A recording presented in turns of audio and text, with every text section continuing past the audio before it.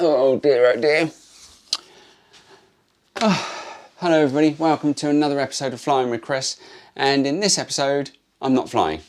Basically I've been a bit poorly over the last couple of weeks and I've had a bad back and I've been taking lots of different meds and that kind of thing, which basically has made me unfit to fly, and you just can't risk that kind of thing. So I had a big plan for this weekend, a route already planned, aircraft booked, and although I'm kind of a bit better now and the back doesn't hurt as much, I've still got a little bit of an ache, but there's still the residue of all the medication and that kind of thing that will be in my body. So it's just beyond the realms of risk to even think about, flying. So unfortunately, I'm not flying this weekend. However, I have decided just to make a quick video about the little bit of space that I've got where I make my videos, and also talk about some of the videos that I'm going to be making in the future.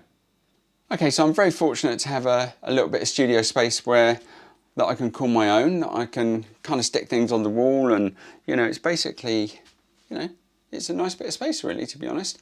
That is all my kind of flying stuff, and I can just sort of leave things where I want it without having to get it out and each time that I want to do something. So basically I've got my map which covers the main area that I fly, and I guess just out of interest this weekend we were going to take this route here to go up to Basingstoke, across to Kemble, and then overhead Gloucester and up to Halfpenny Green or Wolverhampton, and we were going to stay overnight there and come back probably a similar route the next day, and maybe stop off at Kemble for lunch, and then get back for an early afternoon, I guess. So all in all it would have been about, I suppose, 4 flying hours, something like that.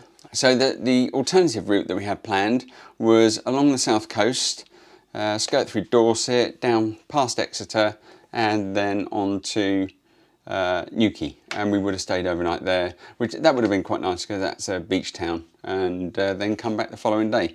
And coming back we probably would have gone into either Dunkeswell or Compton Abbas for lunch, and I think Compton Abbas might be the highest airfield in the UK, so 811 feet I think it is. Over here I've got the planning materials, all familiar to people that are pilots, I guess, and just the usual stuff that you learn to do the planning with, just all close at hand, ready to use, and the obligatory flight computer, of course, which you have to have when you're learning, and perhaps don't necessarily use that much when you get, your flying license. You tend to use more kind of electronic maps and that kind of thing. So most recent edition of Flyer magazine, which I like, my old kind of books, which I keep as a reference point to read through, scattered around the office. There's a Stuka there, there's the odd kind of model, and a few models there, and man cave sign.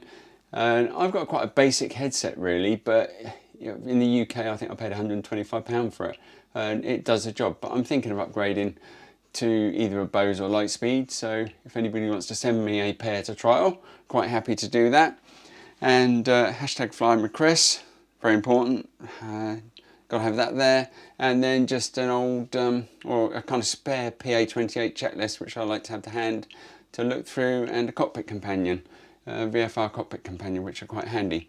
Then over here, this is my kind of mock-up of the inside of a PA28, and you can see there's 4 GoPro cameras, and basically what we have here is it just shows you where I kind of fit them. So this one's the left out the window. Coming from that I have a phone holder where I can have my Sky Demon, which is quite handy to have that there. I have an iPad that I use, but I like to have that as a backup just in case. And then there's a multitude of different types of GoPros and that sort of thing. This one would be forward facing for the runway shots and that kind of thing.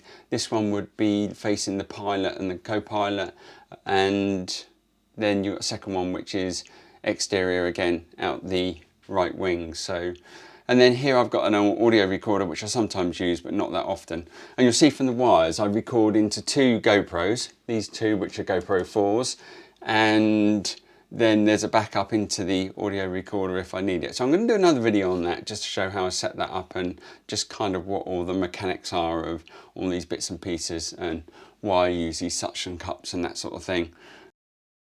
And then in here, there's all sorts of different kind of attenuators and that sort of thing. So I'll do another video on that coming up soon. But that just gives you a bit of a kind of look around the studio. Did I call it a studio? I think I did. My kind of playroom, I guess. And where I spend a bit of time planning my flights. Oh, that aerial there is airband scanner thing where I listen to the local airfield. Sometimes, but not that often. I did a lot more when I was actually learning. So yeah, that's my little man cave and flight planning room, video studio, whatever you want to call it. And I consider myself very lucky to have a little bit of space to do this in, and very fortunate to have some of the gear that I've got. So if you've enjoyed this video and some of the others that I've already posted, please do subscribe, and if you click the bell, you'll get notified every time I put up a new video. And coming up in the future, there's going to be a really detailed video about how to do cockpit audio, and another one about how to have a multi-camera setup, as well as how to bring all that footage together and edit it into a completed video that is output in the right format for YouTube. The whole thing is so complicated, and I'm not particularly good at it, but I'm getting better. And yeah, so come along for the ride. My name's Chris, and thanks for popping by on Flying with Chris. See you soon.